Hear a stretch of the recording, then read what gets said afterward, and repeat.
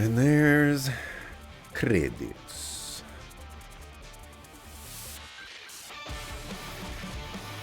Okay. Okay. That is Scarlet Nexus. Yuito's Path. Conquered. Yeah. I did not write down my thoughts for this game. I considered it after about day 3 or so, but I was actually anticipating this game to take a lot longer than it did. Or, I'm sorry, a lot shorter than it did. And when it came across to, like, day 5, I was like, maybe this game is actually going to be longer than significantly longer. And here we are. It was only an hour and 30 minutes so far today, but yeah. I was not expecting this game to be this long. I mean, I did as many of the side stuff as I could in terms of like the bonding events and whatnot, but I was expecting a much shorter path, the much more contained story, and then you would have to rely on Kasane's route to fill in all the blanks. But whatever. So overall thoughts for Scarlet Nexus. I think the game is pretty enjoyable if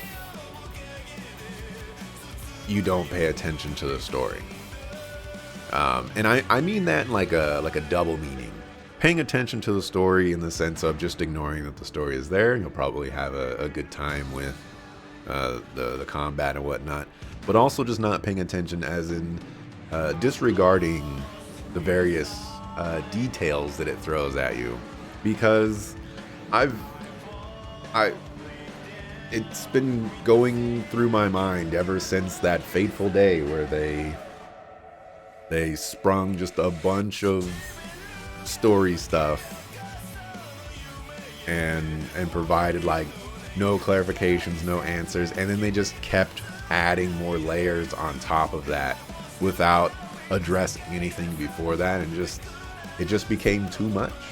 And it really made me not enjoy this story all too much because it was crazy. Like, it was legitimately crazy and all over the place. And I wish it was more coherent. The time travel, like, it wasn't even an icing on the cake. It wasn't a cherry on top. It was another freaking cake, It's insane. But disregard, like, setting the story aside, I actually found the combat to be quite fun.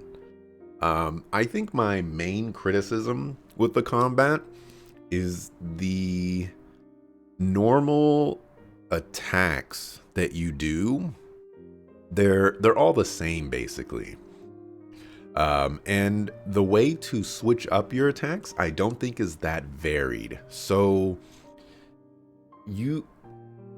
the way to fight an enemy does kind of feel one-dimensional for me.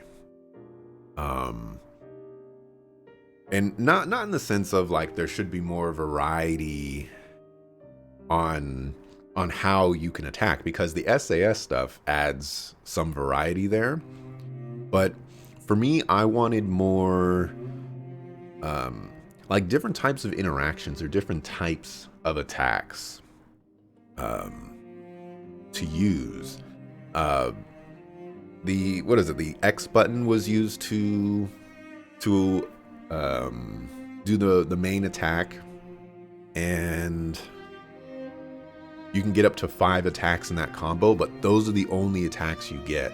Then you have the Y, which is, like an AoE kind of attack or something like that. But I guess I want more variety in what types of attacks that I'm doing.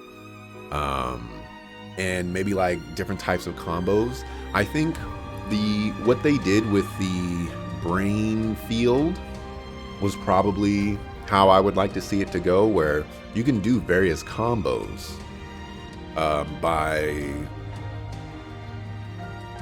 choosing specific buttons to press in the middle of the combo, or doing like specific like fighting game combos or something like that. You know, just to spice it up a little bit. The psychokinesis powers, I was also kind of disappointed in how they played out, because I noticed that you can activate them while you're in the middle of an attack, but they will just sit there until your attack is done, and then you'll back off and then you'll throw it. It would have been so much more enjoyable to me if I could just be attacking an enemy and then I'm throwing all kinds of stuff while I'm attacking them. And, you know, maybe another move or something like that is for me to back off so that I can rush back in and, you know, do another combo or something like that. The being forced to like disengage to throw it, it kind of disrupts the momentum for me, and that might be entirely intentional, because it's a good way to take a step back from the combat and allows you to reassess what's going on. Okay, so this is what we could find out. We'll need to do a more thorough investigation, but most of it coincides with the history we know. But there's... Major General Fubuki, we've received several reports from all areas that the extinction belt has dissipated. And the Kunad Gate suddenly disappeared. What in the world happened here? I'll send a detailed report later. First, we need to contact the New Himuka government. Fubuki! You're here too?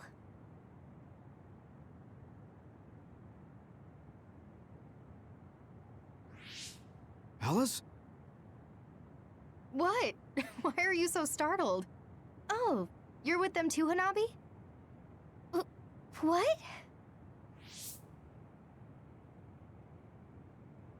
Alice. It's you. Wait. If you're here, then what about... Then... what about Karin? Karin? Was he the one that was turned into an other? That's probably what he did. I don't know him. Oh, never mind. Do I?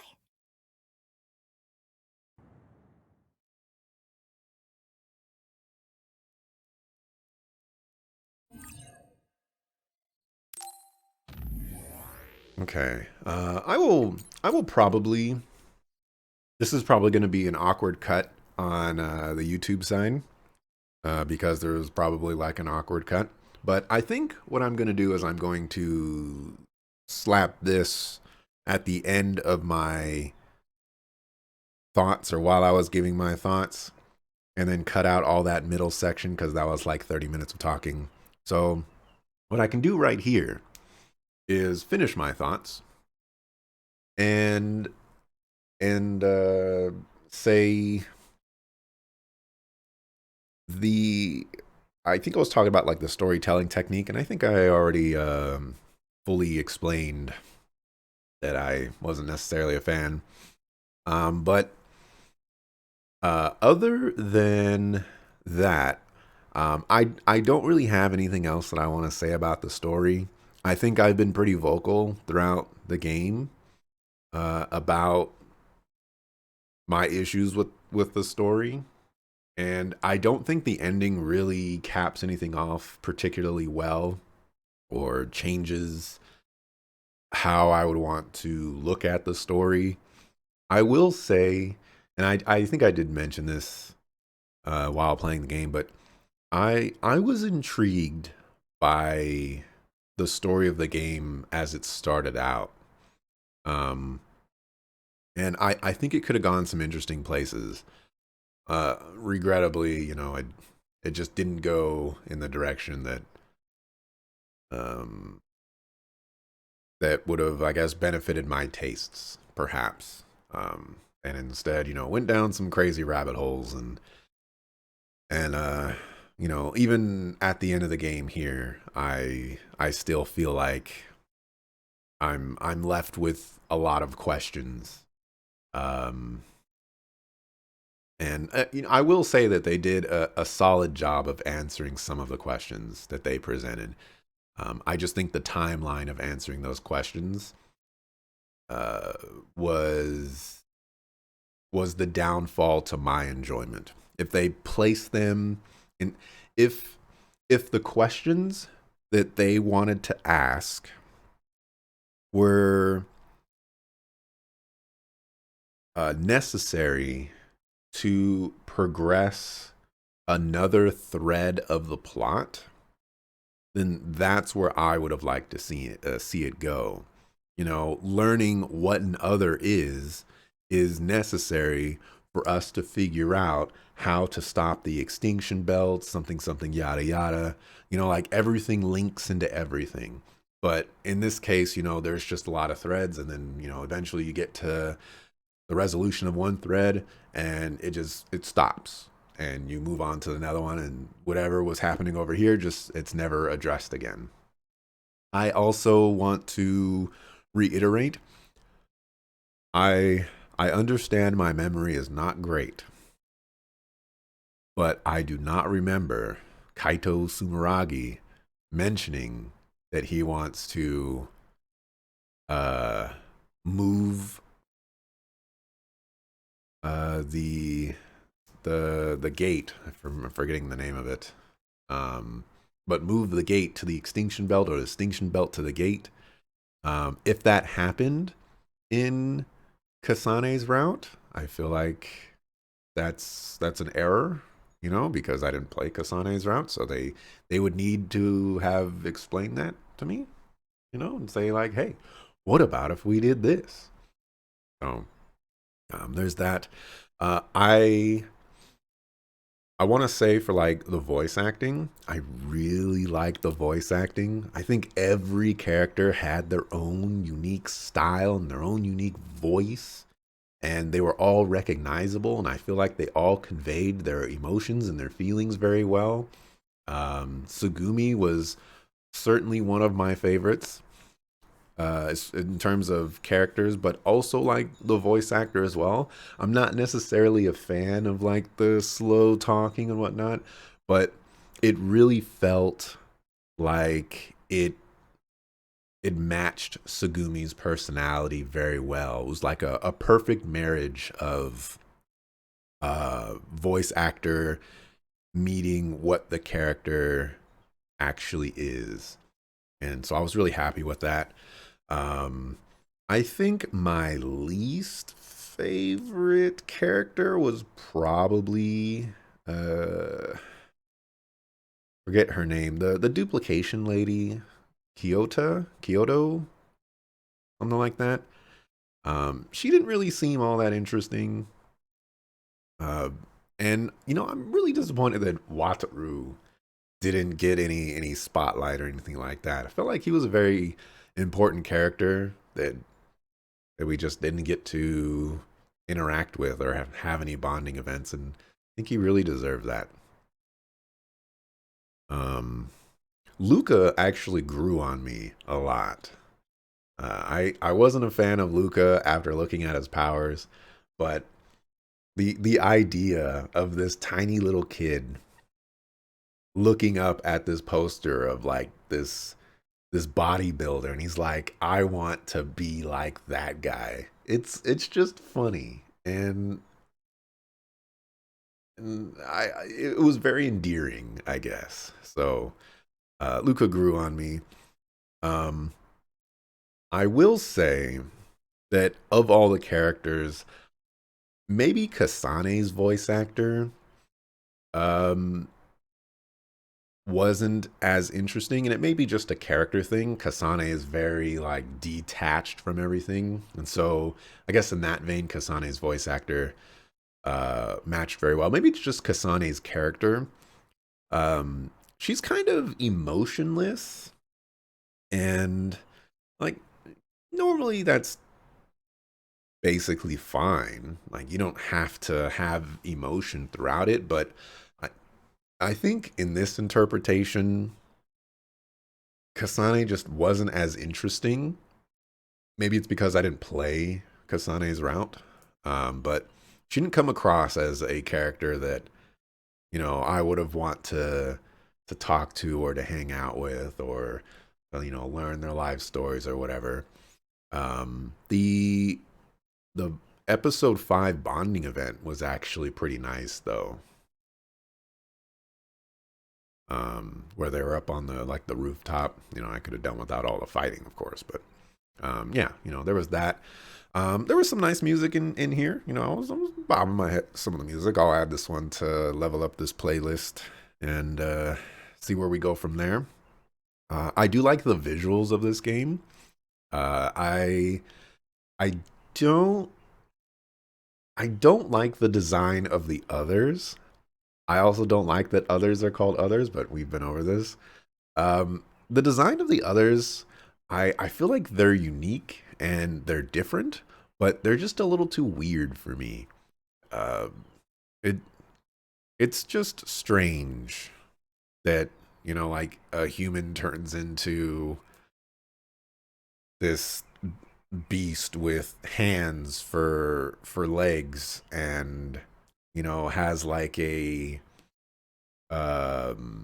valve that shoots water or oil or something like that. It's just incredibly strange. There's the others appear to be created from organic materials, but the others themselves, like after fully transforming, are made up of inorganic materials and organic materials, and it doesn't make any sense to me. So there's a little bit of a disconnect there. Um, I guess if the developer is watching, um, I think overall I had fun with the game. I enjoyed myself in the combat sections and things like that. I think the game was sufficiently challenging for me. I had my deaths, and I had my clutch moments, and I feel pretty proud of those moments. Um, I think my largest criticisms is basically everything that I've mentioned about the story throughout the entire playthrough. I wish it played out differently. I wish information was conveyed differently. I wish I learned things differently. I will also say that playing Yuito's route does not give me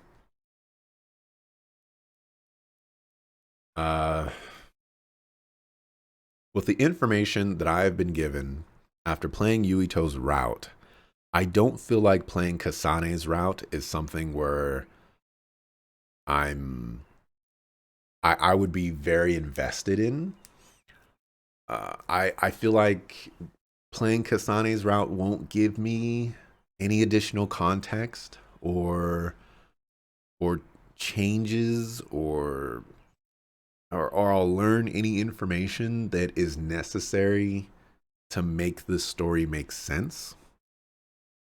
Uh, I think it might help with some of the sections that were very overwhelming when it came to like information being conveyed.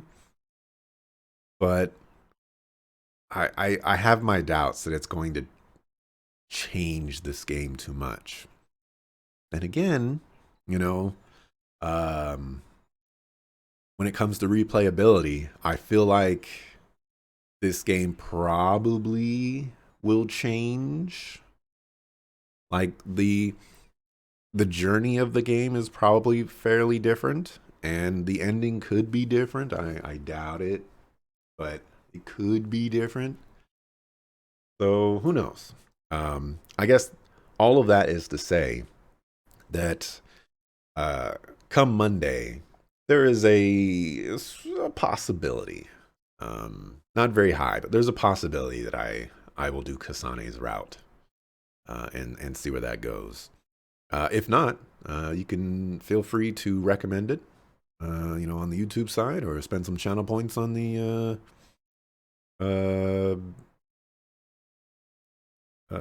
Twitch side, and we'll see where we can go from there, and maybe we'll play it in the future. But anyways, let me save and see if there's anything else left. I will say that if I do play Kasane's route, it is 1000% going to be like on the easiest difficulty, and I am just going to be trying to breeze through the game as quickly as possible. I'm really, really hoping that they'll let me carry over, my levels and my equipment and, all that other good stuff. Money. Because, I want that. I'll be grabbing all the DLC and stuff like that. I'll be doing all of that. When you clear the game with either Yuito Kasane, EX New Game will be added to the title screen. You can start the game while, again, maintaining your levels and items. Also, when the game cleared say data is loaded, you will restart at the hideout. There are more quest givers in each area. You can accept special quests. Yeah, that's gonna happen. I did like 5 side quests in this game.